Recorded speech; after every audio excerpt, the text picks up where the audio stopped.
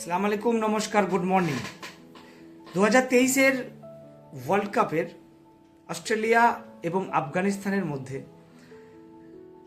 মুম্বাইয়ের ওয়াংখেড়ে স্টেডিয়ামে 39তম ম্যাচের এই দৃশ্য, এই ঘটনাটা কার কার মনে আছে? এই ম্যাচটি থেকে আমরা দেখেছিলাম যে মনের জোর কতটা সম্ভব হলে শারীরিক দম প্রতিবন্ধিতা বা শারীরিক অক্ষমতাও কখনো কখনো হার মেনে যায়। তো আমরা ওই দিন একটা ইতিহাস দেখেছিলাম এবং সেখান থেকে অনেক কিছু শিখেছিলাম। অস্ট্রেলিয়া এই ম্যাচটি জিততে না পারলে তারা গ্রুপ পর্বের শেষে যেতে পারবে না, পৌঁছাতে পারবে না, কোয়ালিফাই করতে পারবে না। আপনাদের প্রত্যেকের মনে আছে 292 রান আফগানিস্তান টার্গেট দিয়েছিল।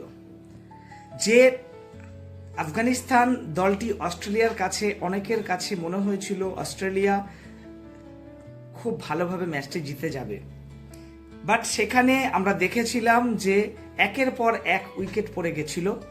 যেখানে 150 রানে আগেই 7টা উইকেট পড়ে গেছিল 292 রানকে তাড়া করতে গিয়ে।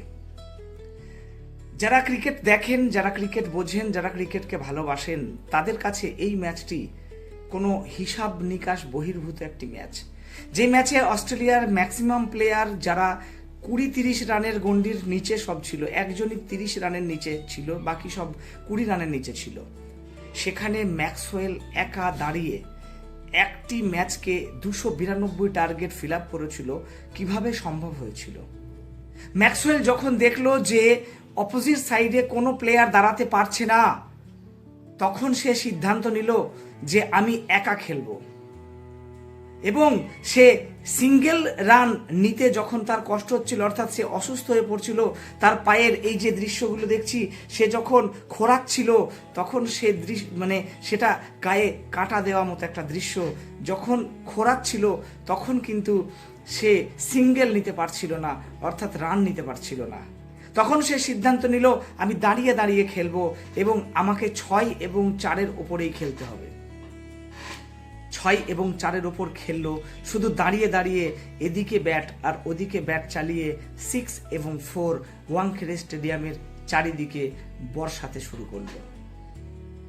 যখন প্রেডিকশন দেখাচ্ছে অস্ট্রেলিয়া 70%, 80% হারার চান্স, যেখানে আফগানিস্তান জেতার চান্স, সেই প্রেডিকশনকে ভুল প্রমাণিত করলো।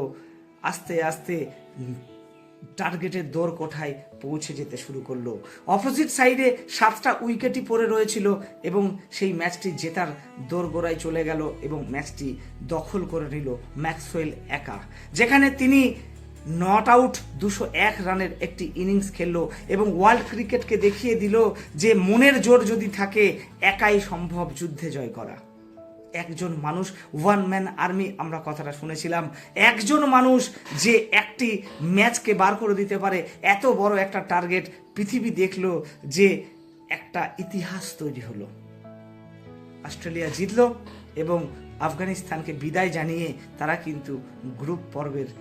আমার বলার উদ্দেশ্য এই যে যদি কেউ মনে করে যে আমি সফলতা অর্জন করব,